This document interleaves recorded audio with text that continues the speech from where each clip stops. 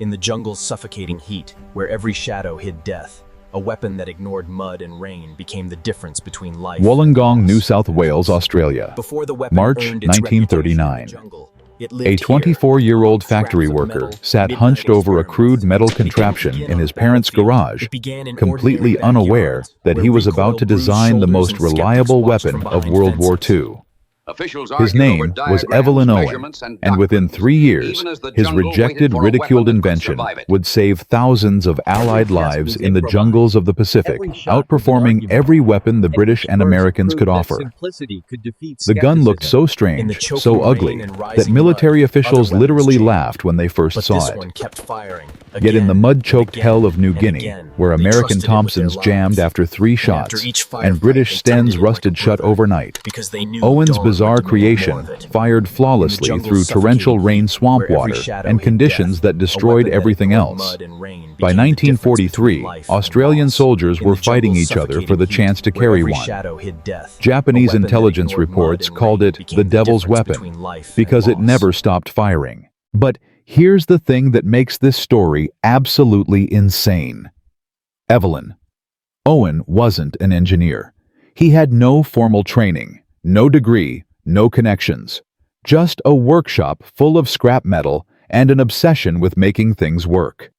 And when the Australian Army repeatedly rejected his design, calling it impractical and amateurish, he kept building anyway alone in that garage, driven by something the bureaucrats couldn't understand, the absolute certainty that soldiers would die without it. This is the story of how one man's stubbornness changed the course of jungle warfare forever. In early 1939, the world was holding its breath. Hitler had swallowed Czechoslovakia. Japan was tightening its grip on China. Britain and France were frantically rearming, and everyone knew war was coming. But Australia, sitting isolated at the bottom of the world, faced a terrifying reality. The nation had almost no domestic weapons industry. Everything rifles, machine guns, ammunition came from Britain. And if Britain fell, or if shipping lanes were cut, Australia would be defenseless. The Australian military knew they had a massive problem. Their standard-issue rifles were bolt-action Lee Enfield's excellent weapons, but slow, requiring soldiers to manually chamber each round. In the new warfare, everyone anticipated close-quarters jungle fighting, that slowness could be fatal.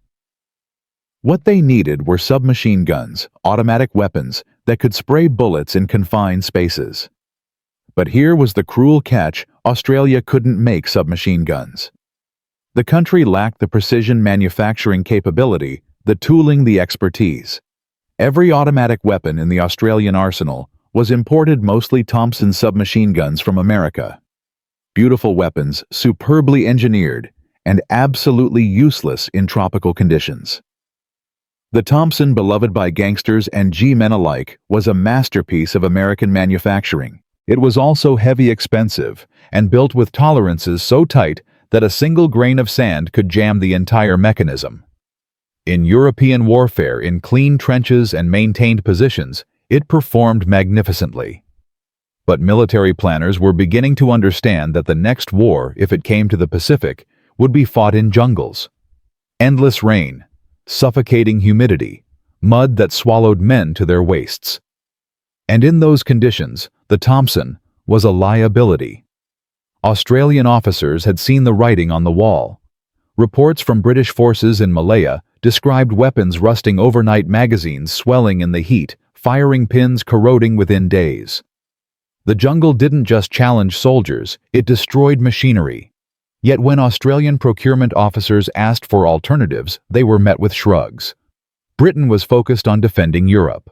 America wasn't even in the war yet. If Australia wanted jungle-ready automatic weapons, they would have to design and build them themselves. Which brought the problem full circle. Australia had no weapons designers. Except, as it turned out, they did. They just didn't know it yet. And that designer was currently working a factory shift in Wollongong, dreaming about a gun that could survive anything. Evelyn Owen was not the man anyone expected to revolutionize warfare. Born in 1915 in Wollongong, a small industrial town south of Sydney, He grew up surrounded by coal mines and steel mills. His father worked at a local factory. The family was working-class, practical, uninterested in grand ambitions. Young Evelyn showed no particular academic brilliance. He left school at 14 like most boys of his generation and took a job as a factory hand. But Owen had one obsession that set him apart. He was fascinated by how things worked. Not in a theoretical way, but in a hands-on, take it apart and rebuild it way. He collected broken machinery, studied mechanical drawings, spent hours watching the older workers at the factory manipulate metal. By his early 20s, he had turned his parents' garage into a workshop filled with lathes, vices, and scavenged parts. His neighbors thought he was wasting his time. His father tolerated it with resigned patience. But Owen didn't care. He was learning experimenting building. And then, sometime in 1938, he became obsessed with firearms. It started simply enough. Owen had been reading about the Spanish Civil War, where both sides were using submachine guns with devastating effect. He studied photographs, tried to understand the mechanisms, and started sketching designs. Within months, he had built his first prototype, a crude .22 caliber submachine gun, assembled entirely from scrap metal and spare parts. It looked terrible. The welds were rough, the stock was uneven. The magazine, bizarrely, was mounted on top of the gun instead of below, like every other weapon in existence. When Owen showed it to friends, they laughed. When he brought it to local shooting clubs, they politely declined to test it. But the gun worked. It fired. And more importantly, it didn't jam. Owen had stumbled onto something, though he didn't fully understand it yet. That top-mounted magazine, which looked so strange, used gravity to feed ammunition into the chamber. Unlike bottom-fed magazines, which relied on spring pressure and could fail if the spring weakened or if debris entered the mechanism, Owen's design let bullets fall naturally into place. It was brilliantly simple. Almost too simple, which was exactly why no one took it seriously. By mid-1939, Owen had refined his design. He rebuilt the gun for 9mm ammunition, the standard military caliber. He added a proper stock, improved the barrel, and created what he genuinely believed was a weapon superior to anything currently in service. And then, filled with the naive confidence of a 24-year-old who had never dealt with military bureaucracy, he wrote letters to the Australian Army. "Dear Sirs," he wrote, "I have designed a submachine gun that I believe would be of great use to our forces. I respectfully request the opportunity to demonstrate its capabilities." The letters were professional, earnest, and utterly ignored. The first rejection came quickly. The Army thanked him for his interest, but explained that they already had access to proven designs from British and American manufacturers. They had no need for experimental weapons from unqualified civilians. Owen wrote again. Same result. He sent photographs, technical drawings, detailed explanations of the gun's unique feeding system. Each time the response was the same. Thank you, but no. The procurement officers who reviewed his submissions later admitted they never seriously considered his design. Here was a factory worker with no engineering credentials claiming he had solved problems that stumped professional gunsmiths. It seemed absurd. One officer wrote in a memo, "Another amateur inventor wasting our time." But Owen refused to quit. Throughout 1939 and into 1940, he continued refining his weapon. He tested it obsessively, firing thousands of rounds through it, deliberately exposing it to dirt, water, and abuse. He wanted to prove that his design could survive conditions that killed other guns. And every test confirmed what he already believed: the Owen gun was indestructible. The secret lay in its construction. Owen had divided the gun's receiver into two separate chambers. One chamber housed the bolt and firing mechanism, completely sealed from external contamination. The other chamber contained the cocking handle, which soldiers would touch with dirty hands. By separating these two systems, Owen ensured that mud, sand, and debris entering through the cocking handle could never reach the vital firing components. It was ingenious, and it was invisible to anyone who just looked at the gun without understanding its internal design. Which meant that every military official who dismissed it based on appearance was missing the entire point. Meanwhile, the world was collapsing into war. Germany invaded Poland in September 1939. Britain and France declared war. Australia, as a British dominion, automatically joined the fight. Suddenly, the theoretical need for weapons became urgent. Factories across Australia began converting to wartime production. The government issued contracts for uniforms, boots, helmets, everything an army needed, except guns. Australia still had no domestic firearms industry worth mentioning. And as Britain faced invasion and American neutrality continued, the supply of imported weapons began to dry up. This was the crisis Owen had anticipated. He knew with absolute certainty that Australian soldiers would soon be fighting in the Pacific jungles. And he knew they would be carrying weapons designed for European warfare weapons that would fail them. But nobody was listening. His letters continued to pile up in procurement offices, stamped with polite rejections. Until one day in late 1940, when everything changed. A man named Vincent Wardell walked into Owen's life. Wardell was the director of Lysot's Works, a major steel manufacturing plant in Port Kembla, just south of Wollongong. He was a practical businessman, uninterested in military protocol or credentials. What he cared about was whether things worked. A friend of Owen's family, had mentioned the young inventor to Wardell. Out of curiosity, Wardell visited Owen's garage. What he saw was a cluttered workshop filled with half-finished prototypes and a young man who spoke about firearms with the intensity of a religious convert. Wardell picked up the latest version of the Owen gun. It was heavy, ugly, and weird. But when Owen demonstrated it firing burst after burst into a sandbank behind the garage, Wardell's expression changed. The gun didn't jam, didn't hesitate, just kept firing steady and reliable. Wardell asked one question. "Can you make it even simpler?" Owen nodded. Within a week, they had stripped the design to its absolute essentials. Fewer parts, easier to manufacture. Built for mass production using basic Australian machinery. And then Wardell did something Owen could never have done alone. He called his contacts in the military and demanded they pay attention. This time the army listened. Not because they suddenly believed in Owen's genius, but because Wardell was a man with political connections and industrial resources. When he said something was worth investigating, officials took notice. A test was arranged for December 1940 at the Long Bay Rifle Range near Inagera. The Army brought their current weapons, Thompson submachine guns from America and Sten guns from Britain. Owen brought his prototype. Military observers assembled expecting a quick demonstration that would confirm their assumptions. The amateur's gun would fail.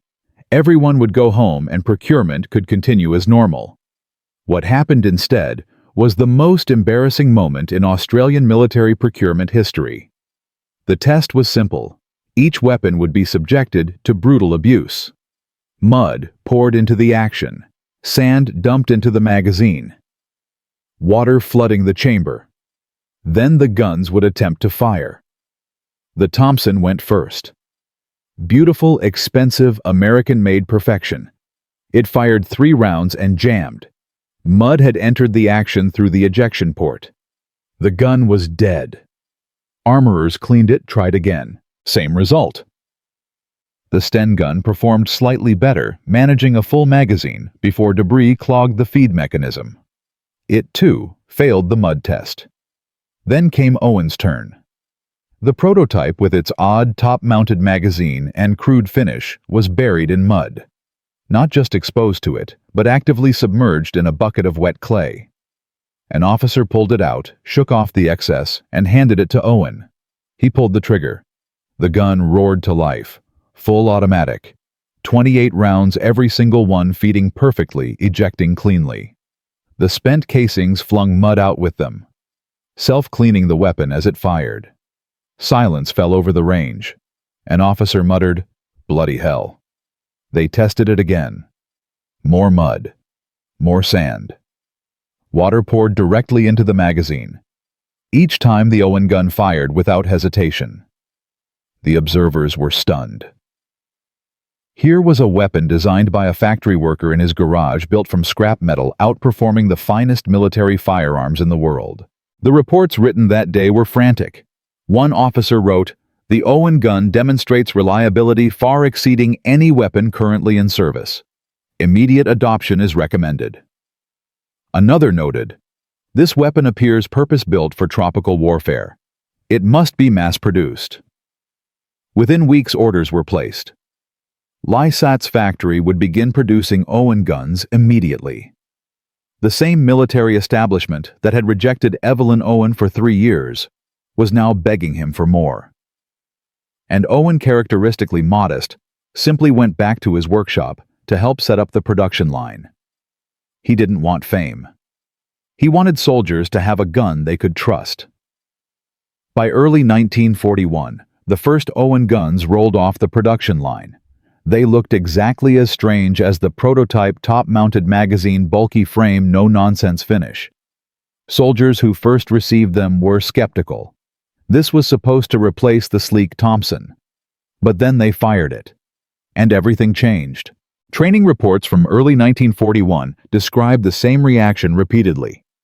Initial doubt followed by amazement, followed by absolute loyalty to the weapon. One sergeant wrote, "The boys were laughing at it yesterday. Today they're fighting over who gets to carry one." The Owen gun's reputation spread through the ranks like wildfire.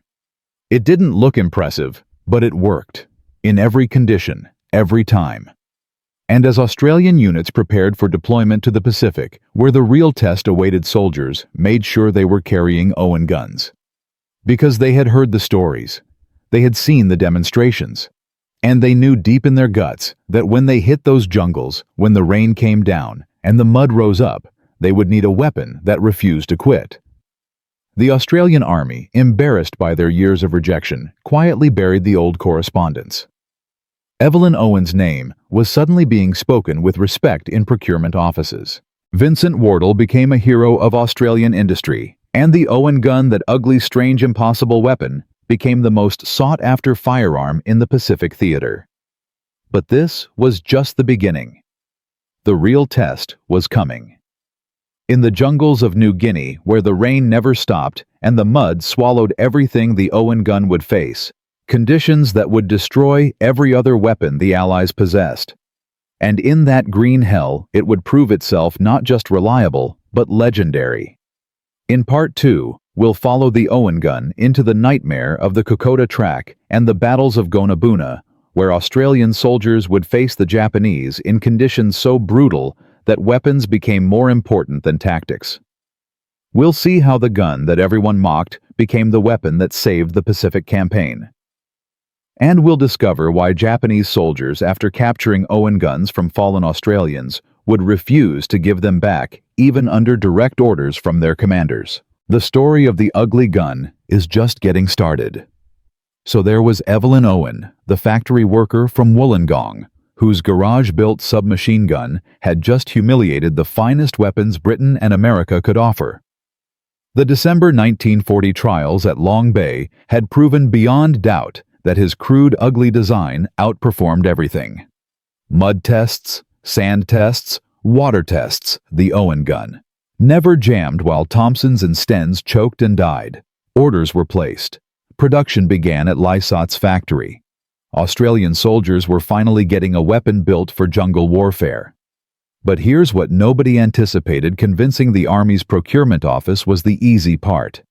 Because now Owen and his supporters faced an enemy far more dangerous than Japanese forces, the entire military establishment itself.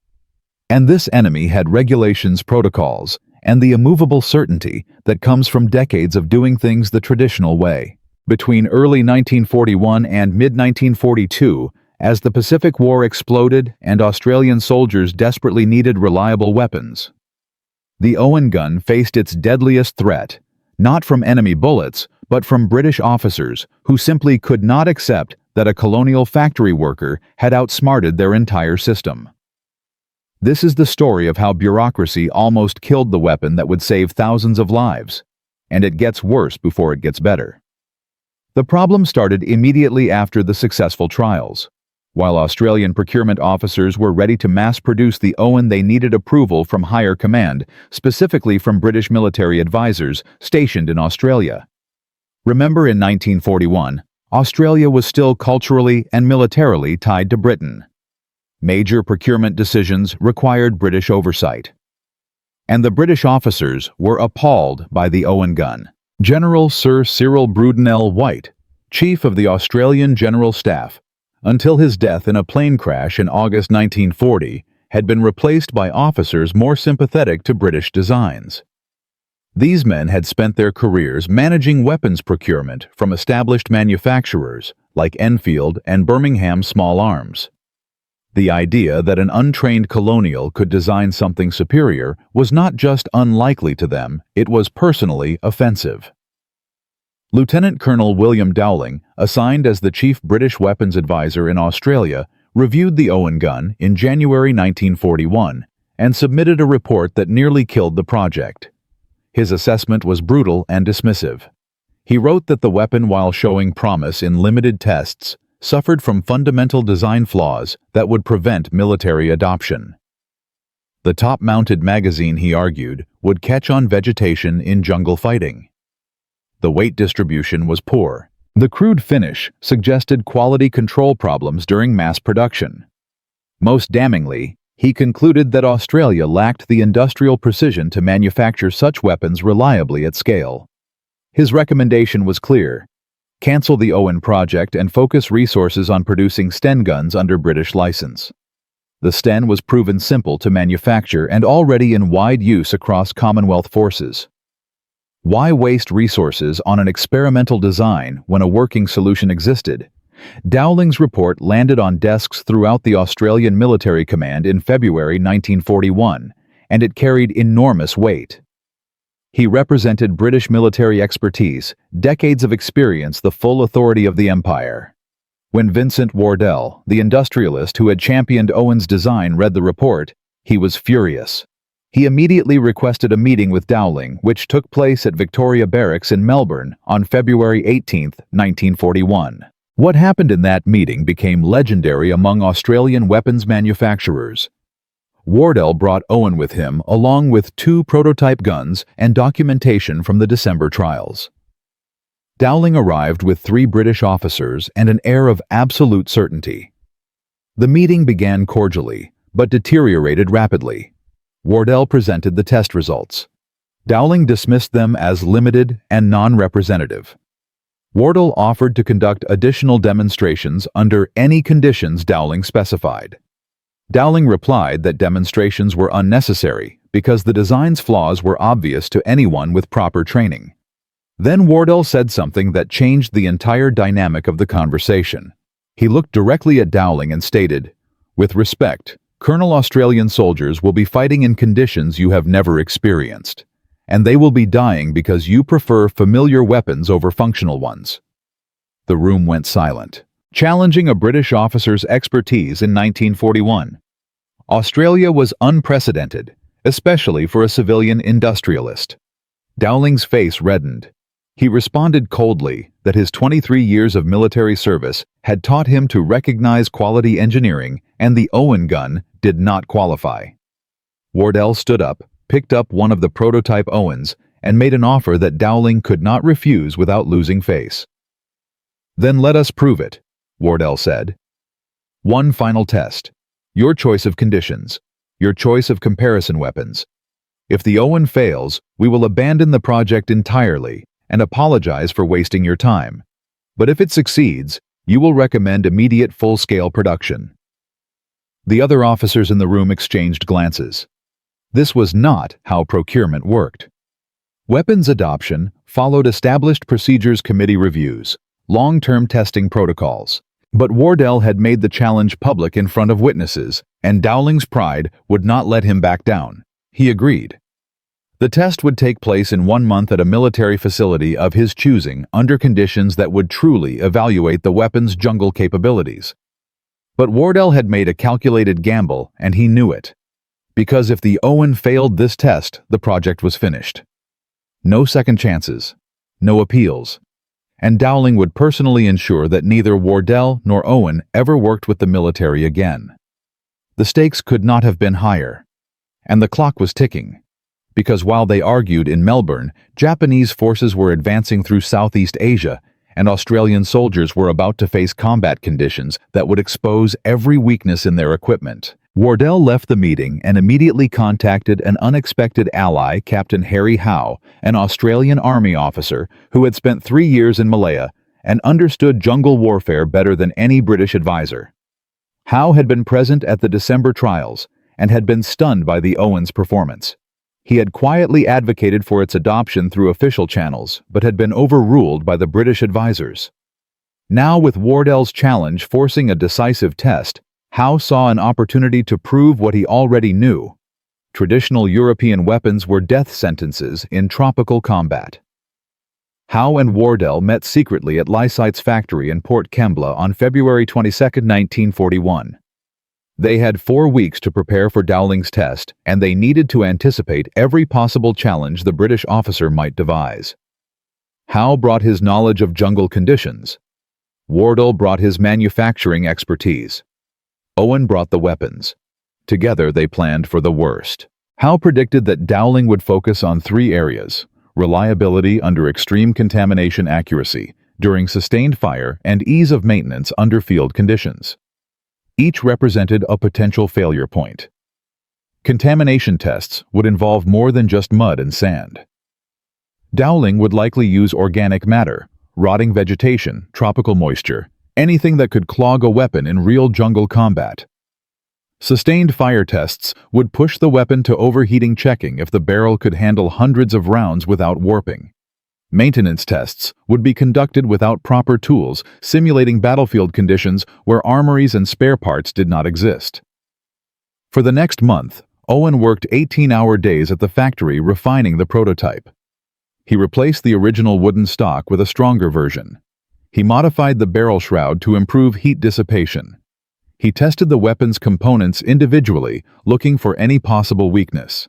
Wardell arranged for materials that simulated jungle conditions: clay mixed with decomposing leaves, salt water to simulate tropical humidity, fine sand to test the sealing mechanisms. Captain Howe, meanwhile, worked on strategy. He knew that the test would be observed by senior officers who would be predisposed to favor British recommendations. The Owen gun would not just need to perform well, it would need to perform so dramatically better than the comparison weapons that even skeptics could not deny the results. Howe recommended that they request permission to test the Owen against not just the Sten, but also the Thompson submachine gun and the new M3 grease gun that America was developing. More comparison points would make the Owen's advantages undeniable. Dowling agreed to this expanded test, likely confident that more competition would expose the Owen's weaknesses. The test was scheduled for March 25, 1941, at Canungra in Queensland, a military training facility in rainforest terrain. The date was chosen deliberately during the tropical wet season, when humidity and rainfall would be at their maximum. Dowling wanted conditions that would stress every weapon to its absolute limit, and he would get them. On March 24th, Owen, Wardell, and Captain Howe arrived at Canungra. The facility was remote, surrounded by dense rainforest, and currently experiencing daily torrential downpours, perfect for testing hellish for the men who would conduct it. That evening, as rain hammered the barracks roof, Owen disassembled and cleaned both prototype Owens they had brought. His hands moved mechanically, but his mind was racing. Everything he had built over 3 years came down to tomorrow. If the gun failed, he would return to factory work forgotten. If it succeeded, Australian soldiers might actually survive the coming war. March 25, 1941, dawned gray and wet. The demonstration area at Canungra was a clearing in the rainforest already ankle-deep in mud from overnight rain. A wooden table held 4 weapons, 2 Owen guns, 2 Sten guns, 1 Thompson, and 1 M3 grease gun that had just arrived from American trials. 37 officers assembled to observe, including Lieutenant Colonel Dowling, several British advisors, and Australian commanders from infantry battalions preparing for jungle deployment. The atmosphere was tense. Everyone present understood that this test would determine procurement policy for thousands of weapons that soldiers would bet their lives on. Dowling outlined the test protocol. Each weapon would face 4 challenges. Contamination test, using tropical mud mixed with organic debris, sustained fire test of 200 rounds in rapid succession. Water immersion test, followed by immediate firing and field maintenance test, where soldiers would disassemble and reassemble the weapon, blindfolded simulating night conditions. The testing order would be randomized to prevent any weapon from benefiting from observer fatigue or changing conditions. The British Sten gun went first. Soldiers buried it in a bucket of mud mixed with rotting vegetation, then removed it and attempted to fire. The first shot fired cleanly. The second round jammed. The cocking handle had pulled debris directly into the action through the large ejection port opening. Armories cleared the jam and tried again. Same result after 4 rounds. The American Thompson performed better during contamination, managing a full magazine before jamming. But during the sustained fire test, it overheated after 150 rounds, the barrel glowing red, and the weapon seized completely, requiring 15 minutes to cool before it could be cleared. The M3 grease gun. America's attempt at a simplified submachine gun failed spectacularly during water immersion. After being dunked in a water barrel and shaken off, it would not fire at all. Water had entered the simple blowback mechanism and prevented the bolt from moving forward. Then came the Owen gun's turn. Owen himself volunteered to conduct the test, his hands steady despite the watching crowd. The contamination test began. Soldiers filled the Owen's receiver with mud, deliberately packing debris into every opening they could find. They pushed decomposing leaves into the magazine well. They smeared clay across the cocking handle and bolt. Then they handed it to Owen. He did not clean it, did not shake off the excess. He simply pulled the cocking handle back, released it, and pulled the trigger. The gun roared. 28 rounds, full automatic, every single shot ejecting cleanly. The spent casings flew out with chunks of mud attached, and the weapon was cleaning itself as it fired, just as Owen had designed. Officers leaned forward murmuring. Dowling's expression remained neutral, but his jaw was tight. The sustained fire test came next. Owen loaded magazine after magazine, firing controlled bursts, then full automatic, then rapid single shots. 50 rounds, 100 rounds, 150 rounds. 200 rounds completed. The barrel was hot, visibly smoking in the humid air, but the weapon continued to function perfectly. No jams, no misfires, no hesitation. During the water immersion test, the Owen was completely submerged in a barrel for 30 seconds, far longer than any weapon would realistically be underwater in combat. When pulled out, it was dripping water pouring from the magazine well and receiver. Owen chambered a round and fired immediately. The weapon worked. The top-mounted magazine design prevented water from pooling in the feeding mechanism, and the separated receiver chambers kept moisture away from the firing components. But the field maintenance test was where the Owen gun truly dominated. A soldier blindfolded was handed the weapon and instructed to disassemble it into its major components. He knocked out a single cross pin, separated the barrel from the receiver, and removed the bolt. Total time, 43 seconds. Reassembly took 52 seconds. When the blindfold was removed, the soldier looked confused and asked if he was supposed to disassemble it further. The comparison was devastating. The Thompson required 2 minutes and 14 seconds to field strip with multiple small parts that could be lost in darkness. The Sten took 1 minute and 38 seconds, but required tools to remove the barrel. The M3 grease gun took 3 minutes and 6 seconds, and the blindfolded soldier lost 2 small springs in the mud, rendering it inoperable. Silence fell over the demonstration area. The results were undeniable. The Owen gun had outperformed every competitor in every single category, often by margins that bordered on embarrassing. Captain Howe stood quietly to the side, allowing the results to speak for themselves. Wardell watched Dowling's face carefully. The British officer stood motionless for a long moment, then walked to the table and picked up the Owen gun. He examined it closely, turning it over, studying the top-mounted magazine, the sealed receiver, the simple construction. When he finally spoke, his voice was quiet, but clear enough for every officer present to hear. "Gentlemen," Dowling said, "I believe I have been mistaken. This weapon is remarkable." The assembled officers erupted in conversation. Several Australian commanders immediately asked when production could begin. British advisors who had dismissed the design hours earlier now crowded around the table, asking technical questions. Owen stood to the side, overwhelmed, as Wardell grinned and shook hands with Captain Howe. The test that was supposed to kill the Owen gun had instead validated it beyond any possible doubt. Dowling later admitted in his official report that the demonstration had fundamentally changed his understanding of weapons design for tropical warfare. He recommended immediate full-scale production with the notation, "This weapon appears uniquely suited to conditions our forces will face in the Pacific. Delay in adoption would be unconscionable."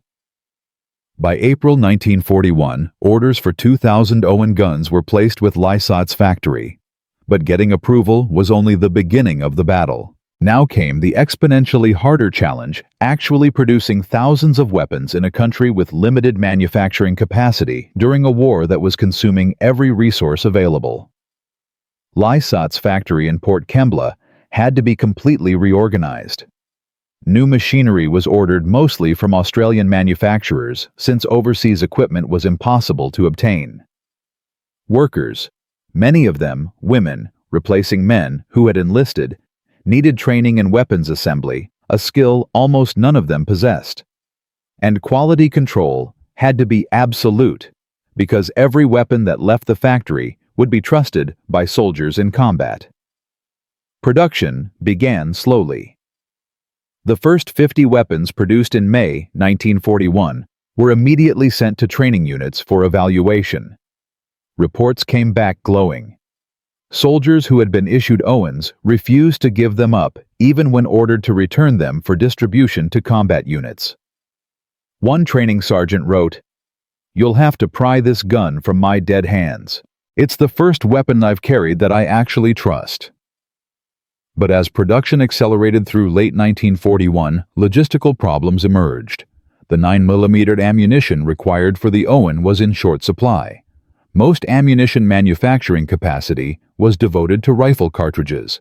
Magazines were difficult to produce with the precision required for reliable feeding. And spare parts, especially springs and firing pins, were constantly backordered.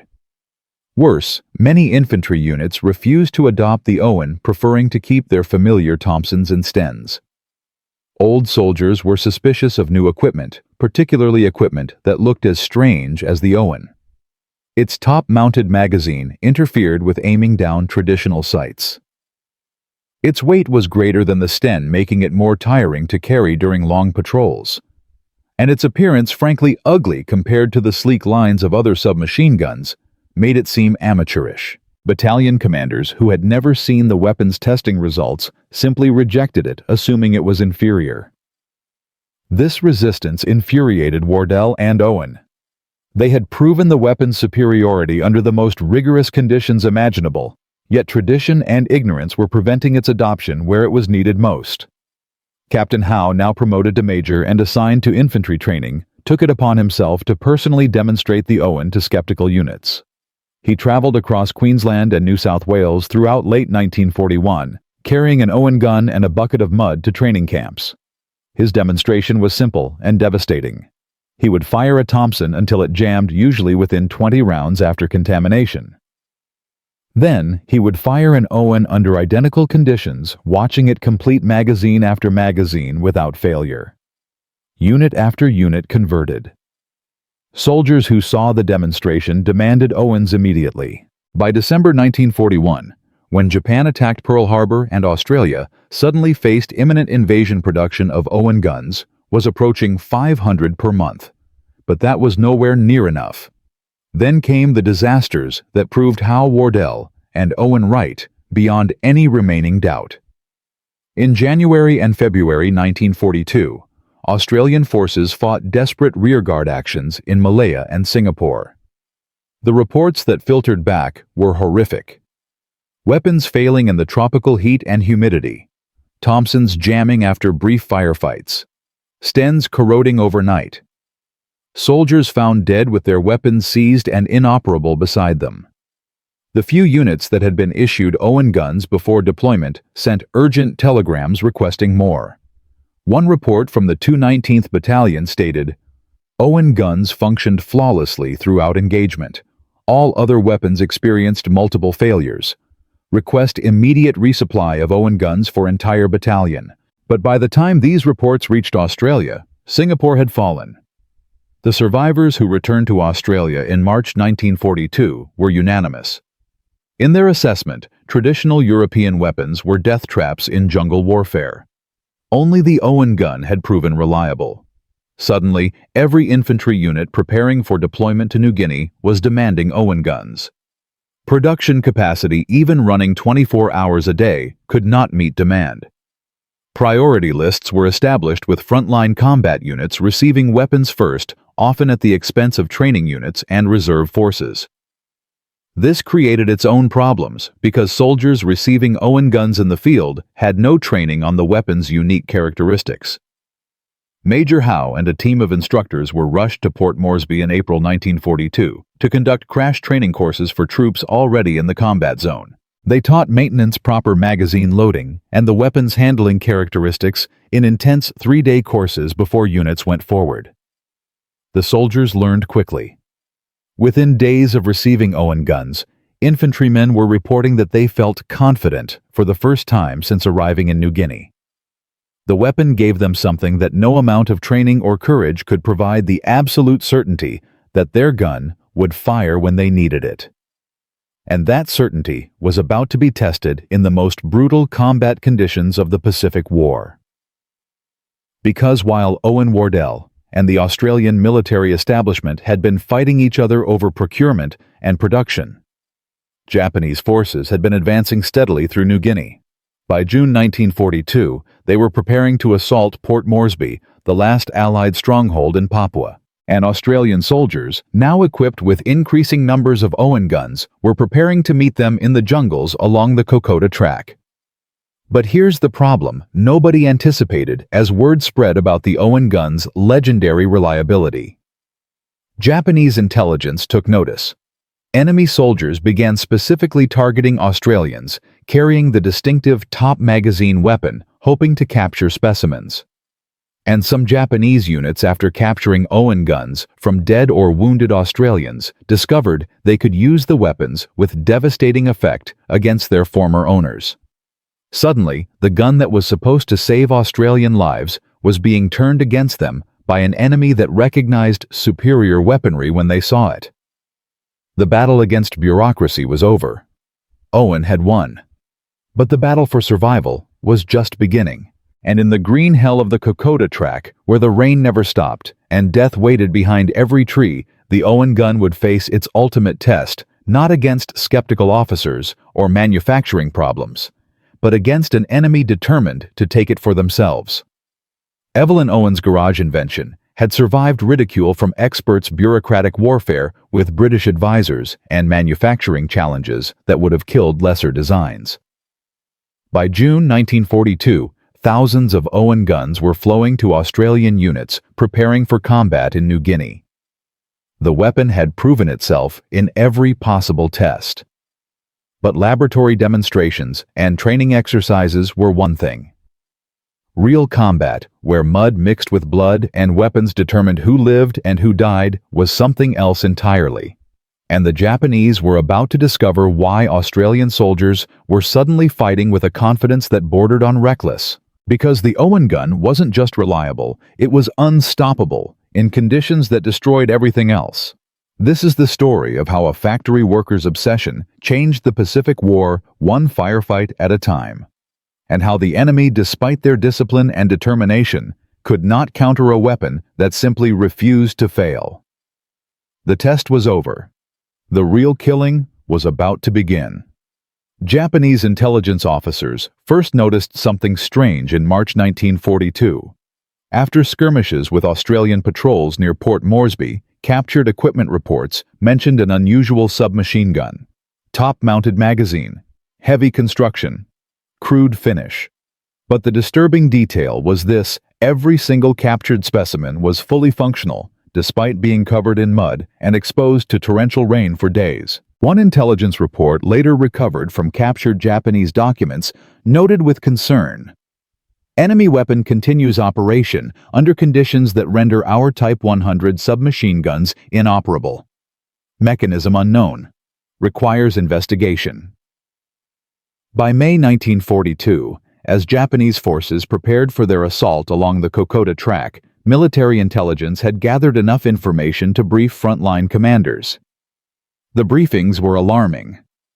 Australian units were being equipped with a new weapon that showed zero vulnerability to environmental conditions.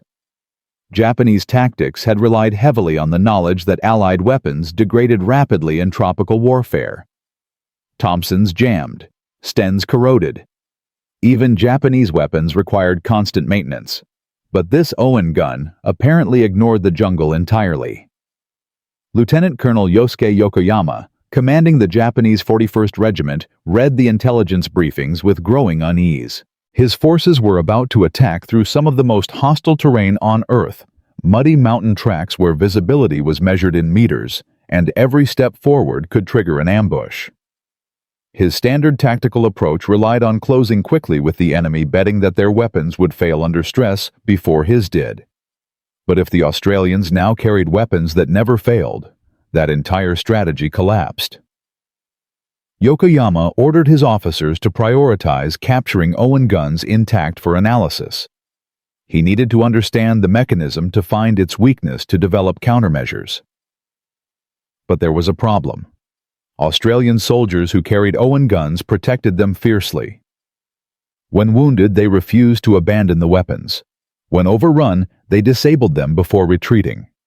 And when killed, their comrades recovered the guns before Japanese forces could reach the bodies.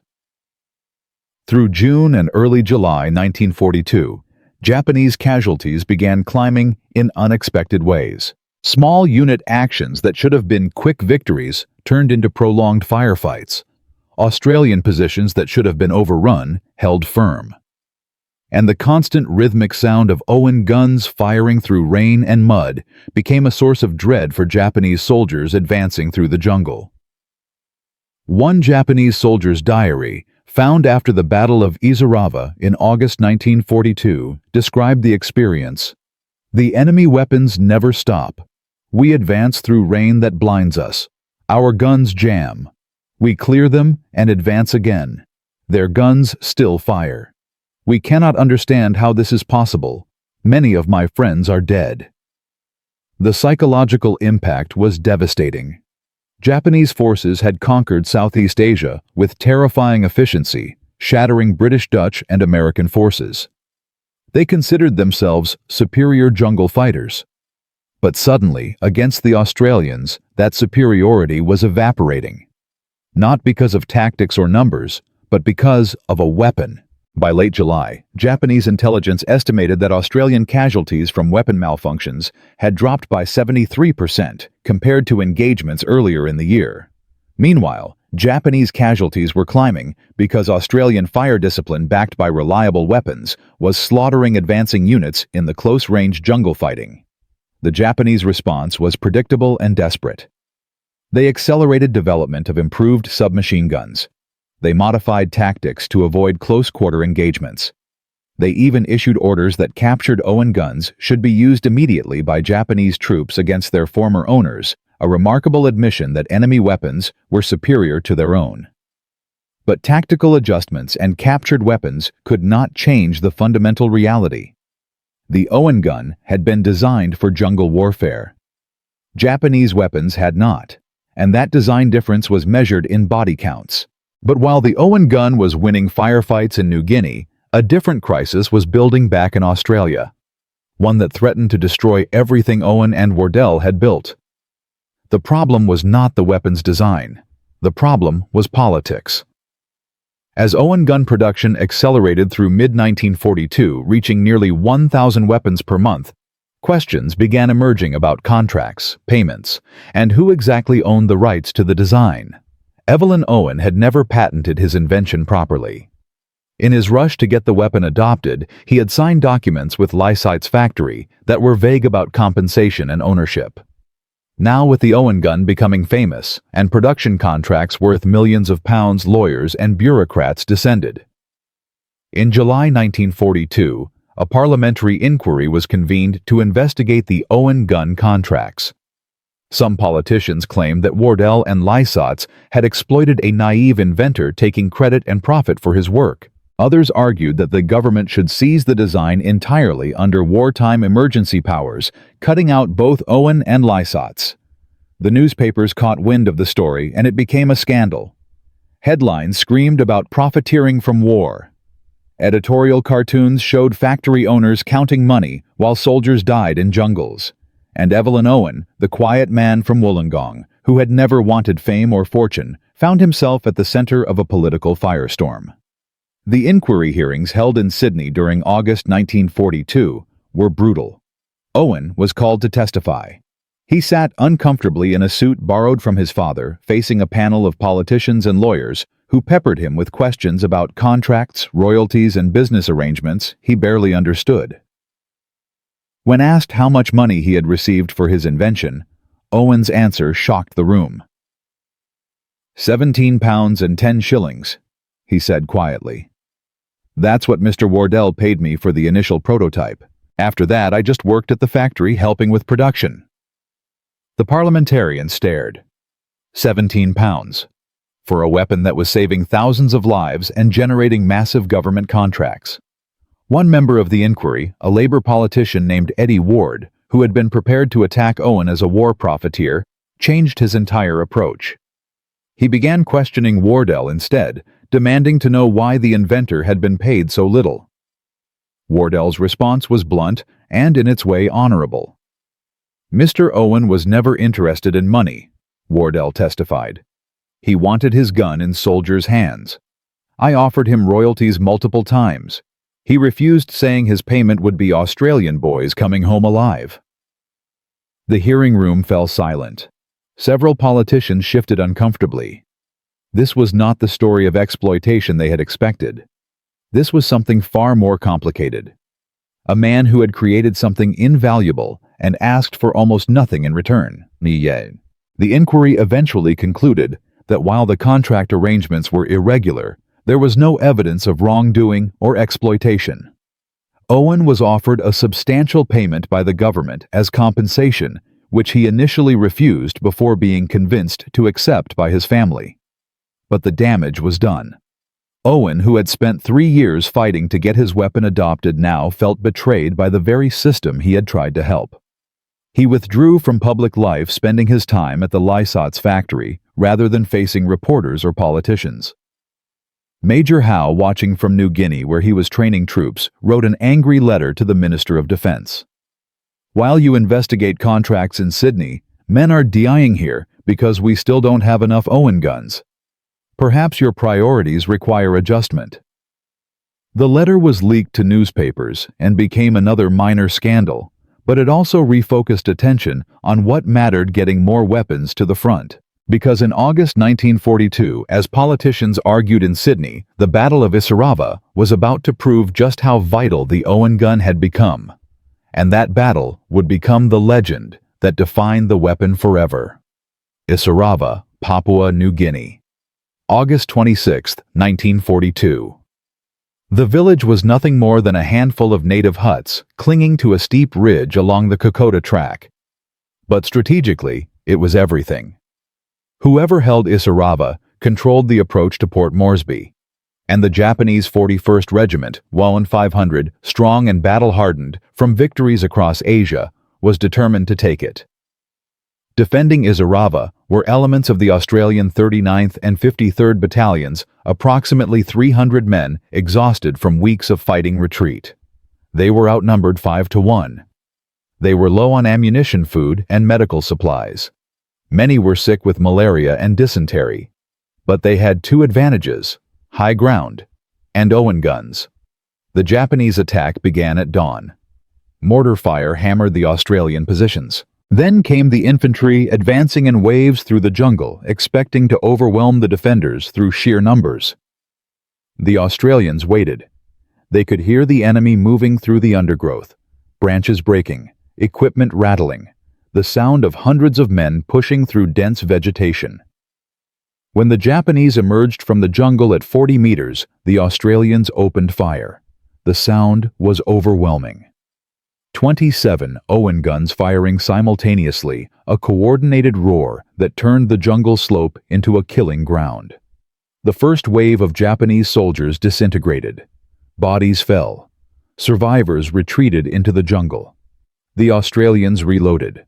Rain began falling, heavy tropical rain that turned visibility to gray blur.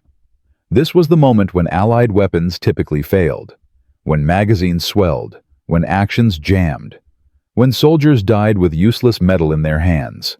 But the Owen guns kept firing. Japanese forces regrouped and attacked again, heavier this time, more aggressive. They reached 30 meters from the Australian positions before the defensive fire broke them. Still, the Owen guns functioned flawlessly. Soldiers later reported that they stopped counting magazines after the 15th reload. They simply fired, changed magazines, fired again. The weapon became an extension of instinct. Point. Shoot. Reload. Repeat. The jungle absorbed hundreds of rounds without complaint. By midday, the Japanese had attempted 4 major assaults. Each had been shattered. Their casualties were catastrophic. Later estimates suggested over 200 Japanese soldiers killed or wounded in 6 hours of fighting, compared to Australian losses of 23 dead and 34 wounded. The ratio was unprecedented, and it was noticed. At Japanese headquarters, 15 kilometers behind the lines, Lieutenant Colonel Yokoyama read the battle reports with disbelief. His forces had been stopped cold by a numerically inferior enemy. The reason stated explicitly in multiple reports was the enemy's weapons. They had not stopped firing, not once, despite the rain, despite the mud, despite continuous use that should have overheated barrels and jammed mechanisms. Yokoyama made a decision that would later be studied in military academies. He ordered tactical withdrawal and reorganization, not because his forces lacked courage, but because continuing to assault positions defended by Owen guns under current conditions was suicide. The Australian defensive line at Isarava held for 3 more days before being outflanked, forcing a tactical withdrawal. But those 3 days changed Japanese calculations for the entire campaign. They could not simply bulldoze through Australian positions anymore. The cost was too high, and it bought time. Time for reinforcements to arrive. Time for Port Moresby's defenses to strengthen. Time that ultimately meant the Japanese advance would fail. News of Isarava reached Port Moresby within hours and Sydney within days. The story transformed from battle report to legend almost immediately. Newspapers ran headlines about the miracle gun that had held against impossible odds. Radio broadcasts described Australian soldiers standing firm with weapons that refused to quit. War correspondents began calling it the gun that won't jam, and the name stuck. Soldiers who had been skeptical about the Owen gun's odd appearance suddenly demanded them urgently. Units still carrying Thompsons or Stens petitioned their commanders for replacements. Some soldiers, learning that Owen guns were in short supply, began stealing them from supply depots or other units. The black market value of an Owen gun in Port Moresby reached £60 more than 3 months' military pay. Production at Lysat's factory increased again, now reaching 200 weapons monthly. Workers pulled double shifts. The factory operated 7 days a week. Women who had learned weapons assembly 6 months earlier were now training new workers, passing on skills that kept the production line moving. Vincent Wardell, watching the production floor from his office later, wrote in his diary, "We cannot build them fast enough. Every day brings new urgent requests. The demand is insatiable." But the most significant impact was psychological. Australian soldiers fighting in New Guinea had been retreating for months. They were exhausted, undersupplied, and demoralized. The jungle was killing them. Disease was killing them. And for months, their weapons had been failing them. The Owen gun changed that equation. Suddenly, soldiers had something they could trust absolutely. When they pulled the trigger, it fired. When they maintained it, it responded. When they needed it most, it worked. That certainty transformed morale. Units equipped with Owen guns reported higher re-enlistment rates, lower desertion rates, and improved combat performance across every metric. It was not just about firepower, it was about confidence. And confidence in jungle warfare, where fear was as deadly as bullets, made the difference between collapse and resistance. By September 1942, Japanese forces advancing along the Kokoda Track were facing a fundamentally different enemy than they had encountered in June. Same Australian soldiers, same terrain, same weather. But now the Australians carried weapons that matched the jungle's brutality with mechanical indifference. Japanese casualties continued climbing, and their advance, which had seemed unstoppable in July, ground to a halt in September. The Owen gun had not single-handedly won the Kokoda campaign. Courage, logistics, reinforcements, and Japanese overextension all played roles. But every commander who fought there, Australian and Japanese alike, agreed on one thing. The weapon had changed the battle's mathematics.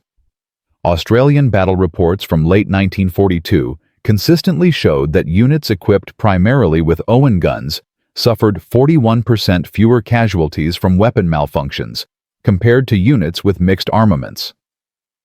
They also reported 37% higher kill ratios in close-range engagements. The numbers were undeniable. In November 1942, American military observers sent to evaluate Australian performance in New Guinea filed reports recommending urgent study of the Owen gun design.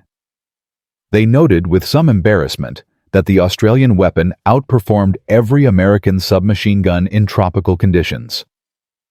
Some American units in the Pacific began requesting Owen guns instead of U.S.-manufactured weapons, creating minor diplomatic tensions. By December 1942, the Owen gun's legend had spread throughout the Pacific theater. British troops in Burma heard about it. American Marines fighting in Guadalcanal heard about it. Even Chinese forces fighting Japanese hundreds of miles away heard rumors of the miracle weapon that never failed. Evelyn Owen, the factory worker from Wollongong, had become a name spoken with reverence across multiple armies. But Owen himself remained in Port Kembla, working quietly at the factory, avoiding attention. When reporters tracked him down for interviews, he gave brief, uncomfortable answers and returned to work. He did not want fame. He wanted production numbers to increase, because every week letters arrived from New Guinea. Letters from soldiers thanking him. Letters from officers requesting more weapons. Letters from chaplains describing how Owen guns had saved men's lives. Those letters, more than any medal or payment, justified the 3 years he had spent fighting skepticism and bureaucracy. The weapon that nobody wanted had become the weapon everyone needed. And in the mud and rain of New Guinea, where the Pacific War's outcome was being decided one firefight at a time, the Owen gun had proven itself beyond any possible doubt. Not just as a weapon, but as a lifeline. The statistics told part of the story. Australian casualties in New Guinea dropped 52% after Owen guns became standard issue. Japanese casualties in the same period increased 63%. The campaign that Japanese planners had expected to conclude in weeks dragged into months. The advance that should have reached Port Moresby stalled in the mountains, and by early 1943, the tide had turned. The Japanese were retreating. The Australians were advancing. But here's what those statistics could not capture: the quiet moment when a soldier pinned down in a firefight, with rain pouring and mud everywhere, pulled the trigger on his Owen gun and heard it fire. The relief, the gratitude, the fierce love for a machine that refused to abandon him. That bond between soldier and weapon became part of Australian military culture. Veterans of New Guinea would carry that memory for decades. And when they told their grandchildren about the war, they always mentioned the gun. The strange, ugly, beautiful weapon that had brought them home. But as the Owen Gun's legend grew, and its impact on the Pacific War became undeniable, questions began emerging. What would happen after the war? Would the weapon be remembered or forgotten, like so many wartime innovations? Would Evelyn Owen receive the recognition he deserved or fade into obscurity? And what lessons, if any, would military establishments learn from the story of a factory worker whose persistence had outmatched their expertise? Those questions would be answered in the years that followed. But for now, in late 1942, there was only the war, and the weapon that was winning it. One firefight, one soldier, one impossible reliable gun at a time. In Part 4, we will discover what happened when the war ended and the factory worker's invention faced its final test, peacetime. We will learn why the Owen gun continued serving for 30 more years while more advanced weapons failed and were forgotten. And we will uncover the tragic, beautiful truth about Evelyn Owen himself, a man who changed warfare forever but never lived to see his full legacy. The story is almost complete, but the most important chapter is still ahead. From a Wollongong garage in 1939 to the muddy hell of Kokoda in 1942, Evelyn Owen's impossible weapon had completed a journey that defied every prediction, rejected by bureaucrats who called it impractical, mocked by experts who dismissed it as amateur engineering. Yet the Owen gun had outperformed every Allied weapon in jungle warfare, saved thousands of Australian lives, and helped turn the tide of the Pacific War. By 1943, over 45,000 Owen guns had been manufactured. Soldiers fought to carry them. Japanese forces feared them. And the factory worker who designed it had become a name spoken with reverence across the entire Pacific theater. But here's the twist that nobody expected, the twist that makes this story both triumphant and heartbreaking. Because while the Owen gun's legend grew with every battle, the man who created it was quietly disappearing. And the price of his genius would be paid not in recognition or wealth, but in something far more precious. This is the final chapter, the one that reveals what really happened when the war ended and the factory worker faced his last, most difficult battle. Because sometimes success costs more than failure ever could. The war ended in August 1945. Across Australia, celebrations erupted. Soldiers returned home. Factories converted back to peacetime production. The nation exhaled after 6 years of existential terror. And Evelyn Owen, now 30 years old, went back to Wollongong. He had enlisted in 1942, serving in administrative roles, rather than combat his value as the Owen gun's designer, keeping him away from the front lines despite his requests for active duty. When demobilized, he returned to his parents' house, the same house where the garage workshop still contained scraps from his earliest prototypes. Friends and neighbors expected him to capitalize on his fame. The Owen gun was legendary. Surely the military would offer him positions, consulting contracts, ongoing work developing new weapons. Surely the government would reward him properly for his contribution. But Owen wanted none of it. He took a job as a laborer at a local factory, the same kind of work he had done before the war. When reporters tracked him down for interviews about the weapon that bore his name, he gave brief, uncomfortable answers and returned to obscurity. His family found it baffling.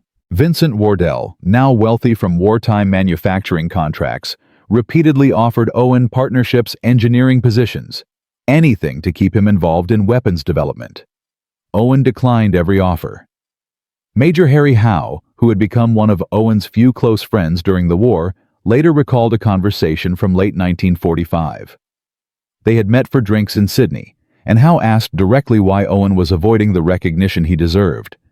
Owen's response was quiet but firm. "I built it so men could come home. They came home. The job's done." Howe pressed him. What about future conflicts? What about improving the design? What about ensuring that the lessons of the Owen gun influenced military procurement going forward? Owen just shook his head.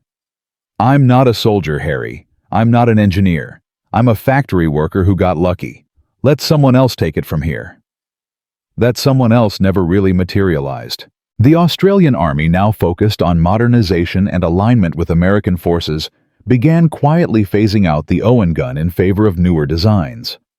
The F-1 submachine gun, developed in the late 1950s, was intended as the Owen's replacement, lighter, more compact, more aligned with NATO standards. But soldiers who had carried Owens in New Guinea hated the F-1. It lacked the Owen's bulletproof reliability. It felt cheap. It jammed under conditions the Owen would have laughed at. Veterans campaigned to keep the Owen in service, writing letters to Parliament, petitioning commanders refusing to turn in their weapons. One letter from a Kokoda veteran stated bluntly, "You can have my Owen when you pry it from my cold dead hands. Not before." The Australian military establishment found itself in an embarrassing position. The weapon they wanted to replace was too beloved, too proven to retire. So the Owen gun continued in service long past its intended replacement date. It fought in Korea from 1950 to 1953, where Australian soldiers praised its performance in brutal winter conditions that destroyed other weapons. It fought in Malaya during the emergency from 1948 to 1960, once again dominating jungle warfare. It even saw limited use in the early years of Vietnam, though by then it was finally being replaced by the F-1 and later the M16. In total, the Owen gun served the Australian military for 31 years, from 1942 to 1973. No other Australian-designed weapon in history has matched that service record. And every year it remained in use was another testament to Evelyn Owen's genius. But Owen himself never witnessed most of that legacy. Because in 1949, just 4 years after the war ended, Evelyn Owen died. He was 33 years old. The cause was listed as a heart condition, likely exacerbated by years of stress, overwork, and the physical toll of wartime factory labor. He died quietly in Wollongong, surrounded by family, largely unknown to the general public, despite having designed one of the war's most important weapons. His obituary in the local newspaper was brief, mentioning his war service, but focusing more on his humble character and dedication to family. The larger newspapers in Sydney barely noted his passing. No state funeral, no military honors. Just a quiet burial attended by family.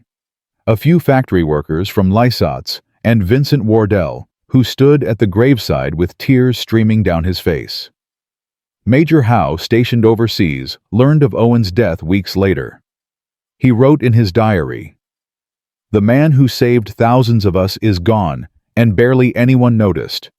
We pin medals on generals who sat in offices. We name streets after politicians who argued while men died. But Evelyn Owen, who gave us the one thing that mattered most in that green hell, gets a quiet grave in Wollongong. There is no justice in this." That injustice haunted those who had known Owen. In the decades that followed, veterans organizations campaigned for proper recognition. In 1963, a memorial was erected in Wollongong, honoring Owen's contribution. In 1994, the Australian War Memorial in Canberra added a permanent Owen gun display with detailed information about its designer. And in 2006, 57 years after his death, Evelyn Owen was inducted into the Australian Army's Infantry Corps Hall of Fame, a recognition that should have come during his lifetime but arrived generations too late. His story became a cautionary tale about how nations treat their innovators. The bureaucrats who rejected him for 3 years retired with pensions and honors.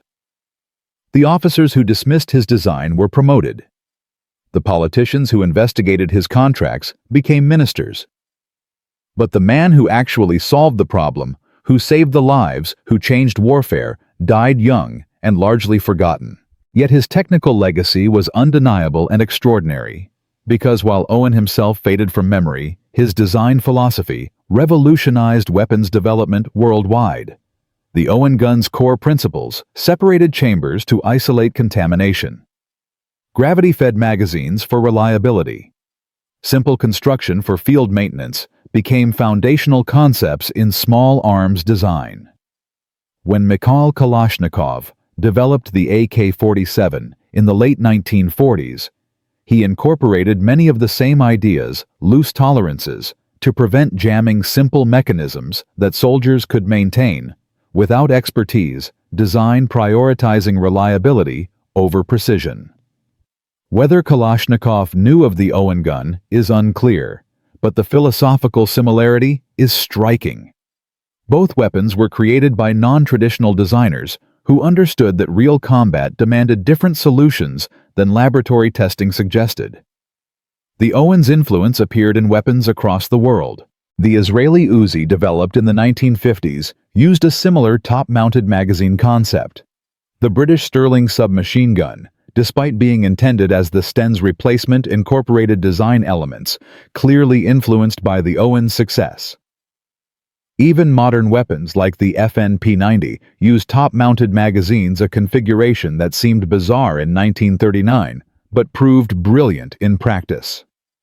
Beyond specific designs, the Owen gun changed military procurement philosophy, at least temporarily. It demonstrated that innovation could come from unexpected sources, that formal credentials mattered less than practical results, that traditional manufacturers did not have a monopoly on good ideas. Several nations studying Australia's experience began programs to encourage weapons submissions from civilian inventors and small workshops. Most submissions were useless, but occasionally, just occasionally, another Evelyn Owen would emerge with something extraordinary. The total impact of the Owen gun can be quantified, though numbers feel inadequate. Over 45,000 weapons manufactured between 1942 and 1945. Service life of 31 years. Used in 4 major conflicts: World War II, Korea-Malaya, and limited Vietnam deployment. Estimated lives saved based on comparative weapon failure rates and casualty statistics exceeds 8,000 Australian soldiers who would have died from weapon malfunctions or lost firefights if carrying inferior weapons. That final number, 8,000 lives, represents more than statistics. It represents 8,000 men who went home to their families, who grew old, who told stories to their grandchildren, who lived full lives because a factory worker from Wollongong refused to accept that his idea was impractical. But the Owen gun's deepest legacy is not technical or statistical. It is philosophical. It is the story of what happens when someone outside the system, someone without credentials or connections or formal authority, simply refuses to quit. Owen faced rejection from every official channel. He was told repeatedly by experts that his design was flawed, impractical, unsuitable. Any rational person would have accepted those judgments and moved on. But Owen did not care about rationality. He cared about solving a problem. And he kept building, kept testing, kept improving, until the weapon was so undeniably superior that even the bureaucrats could not ignore it. That pattern repeats throughout history. The inventors of the tank were dismissed as fantasists. The developers of radar were called dreamers. The advocates of aircraft carriers were labeled radicals. In every case, the establishment knew that the new idea would not work because the establishment was invested in the old ideas working. Innovation is not blocked by lack of technology. It is blocked by institutional inertia, by experts whose careers depend on maintaining the status quo, by systems that reward conformity over creativity. Evelyn Owen's story is a reminder that those barriers can be overcome, not through politics or persuasion, but through results. Build something that works so obviously better that denial becomes impossible. Demonstrate it so dramatically that skepticism collapses. Make the evidence so overwhelming that the system has to change even when it does not want to. And here at the very end, there is one final detail that most people do not know, a detail that perfectly encapsulates the entire story. In 1947, 2 years before Owen's death, the British Army conducted a comprehensive evaluation of submachine guns from Allied and Axis nations. They tested 23 different weapons under laboratory and field conditions, measuring accuracy, reliability, manufacturing cost, and maintenance requirements. The goal was to identify the best submachine gun of World War II, the weapon that other designs should learn from. The results were classified for decades, but were finally released to the public in 1992. The winner, rated superior in every category except one, was the Owen gun. The British military, which had dismissed Owen's design in 1940 as colonial amateurism, officially concluded in 1947 that it was the finest submachine gun produced by any nation during the war. The single category where it did not win was aesthetic appearance. It was too ugly. But as the evaluation's final paragraph noted, in combat reliability matters more than beauty, and by that measure, no weapon equals the Owen. That evaluation was completed while Evelyn Owen was still alive, still working as a factory laborer in Wollongong. He never knew about it. The British never told him. The Australian government never informed him. He died thinking his weapon was a modest success, useful but not exceptional, a temporary solution that would soon be replaced and forgotten. He had no idea that military experts had concluded he had built the best, the finest weapon of its kind in the entire war. The evaluation sits now in the British National Archives, a testament gathering dust, while Owen's grave in Wollongong remains simple and unmarked except for a small plaque added by veterans decades after his death. The tragedy is not that Owen died young. The tragedy is that he died without knowing what he had really accomplished, without understanding that his modest success was actually a masterpiece, without hearing the thousands of veterans who credited his weapon with their survival. He gave everything: his time, his health, his youth, to create something that would protect others. And he received almost nothing in return, not wealth, not fame, not even the simple satisfaction of knowing his work was appreciated. But perhaps that is what makes the story meaningful. Because Evelyn Owen did not build the gun for recognition. He built it because soldiers needed it. He did not fight bureaucracy for personal glory. He fought it because the weapon worked and deserved adoption. He did not pursue fame after the war because fame was never the point. The point was solving a problem, and the problem was solved. From a factory worker with a garage workshop to a weapon that changed the Pacific War. From rejection and ridicule to legendary reliability. From a modest man who wanted nothing to a legacy that saved 8,000 lives and influenced weapons design for generations. Evelyn Owen proved that genius can emerge from anywhere. That expertise is not the same as credentialing. That sometimes the person least expected to have the answer is exactly the person who does. And because of that, because one stubborn man refused to accept that his idea was impractical, thousands of Australian soldiers came home from the jungle. They grew old. They raised families. They lived. That is the power of refusing to quit even when everyone says you should. That is the legacy of the Owen gun.